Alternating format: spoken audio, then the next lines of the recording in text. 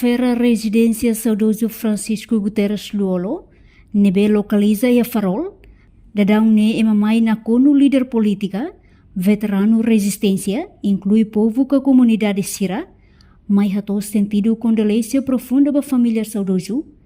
no dar figura nacional, nebe hakotu ona is e hospital Malaysia Kuala Lumpur, tuir observação Timor-Poste e saudoso nina residência farol segunda-feira ne, dadang ne halo hela preparação fating hodisimu mate isin saudoso Francisco Guterres Luolo, nebe aban se transporta mai Timor-Leste, husi Kuala Lumpur Malaysia. Ema hotu nebe halibur an e residência saudoso,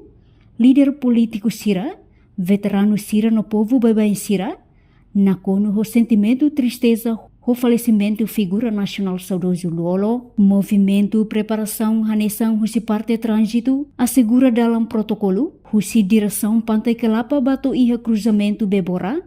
enquanto equipa bombeiros dadang ni halo atividade fase estrada, iha área residência, inclui organiza ba cerimônia, no recepção, babainaka importante Sira nebe se marca presença,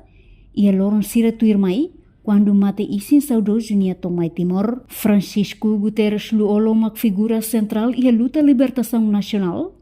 no construção Estado Timor-Leste, ninia contribuição husi tempo resistência to era independência,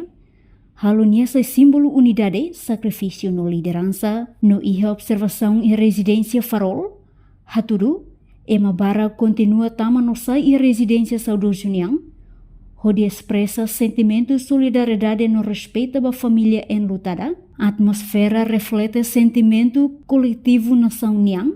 nebe senti lá com boto falecimento saudoso Luolo. Ami se continua foi informação atualiza ba itabot Sirahotu, com a desenvolvimento e de preparação na cerimônia oficial Sira. Portanto, o saudoso Francisco Guterres Luolo hakotu isi Hospital Prince Court Medical Center, Kuala Lumpur, Malaysia, ia loron Ronolo Racing ida fulanzunyo tinaring rua Ronolo Racing neeng no tuir informação nebe iha katak, mate isin saudoso Luolo se tomai Timor-Leste, ia terça-feira loron Ronolo Racing tolu fulanzunyo ne. Reportagem no Vai Magno Arthur Araújo, Televisão Timor-Poste.